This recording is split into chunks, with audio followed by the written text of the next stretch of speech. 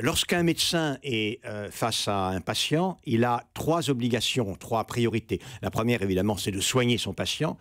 Deuxième, c'est d'honorer la confiance qui est investie en lui. Et troisième, le cas échéant, et ça se pose ici, c'est un cas échéant, c'est d'essayer de protéger ceux qui pourraient être en danger du fait du comportement ou bien du caractère épidémique de la maladie de son patient.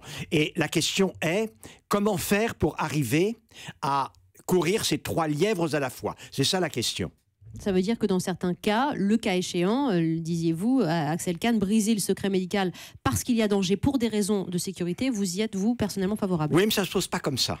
Ce qu'il faut bien voir, et les gens souvent ne se rendent pas compte, la meilleure sécurité, en règle générale, et je parlerai du cas des professions à risque, la meilleure sécurité, c'est le caractère extrêmement important et absolu du secret médical. Pour quelle raison?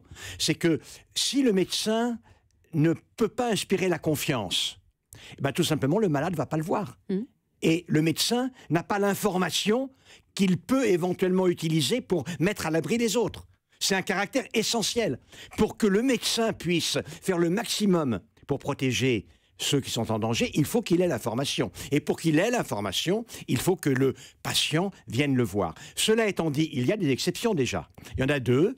Il y a la déclaration obligatoire des maladies infectieuses, parce que quelqu'un peut évidemment répandre une maladie. Et puis il y en a une autre qui est beaucoup plus consistante avec la situation dont on parle, qui est la déclaration, le signalement obligatoire d'une personne pour raison psychiatrique. Et aujourd'hui, quand un médecin voit qu'une personne peut mettre sa vie en danger et surtout fait courir un risque à l'environnement, aux autres, il peut signaler au procureur de la République ou bien à une infirmerie psychiatrique spécialisée de la préfecture de police cette personne, de telle sorte que on évite cela, éventuellement qu'elle soit hospitalisée d'office. Voilà ce qui existe aujourd'hui. Ça veut dire, Axel Kahn, que typiquement le cas d'Andreas Lubitz ne se serait pas posé en France. Il y aurait pu y avoir un signalement. Si, il serait posé, si vous voulez, il serait posé. Mais j'ai entendu ce que dit mon ami Bernard Debré. Il a dit quelque chose qui est intéressant.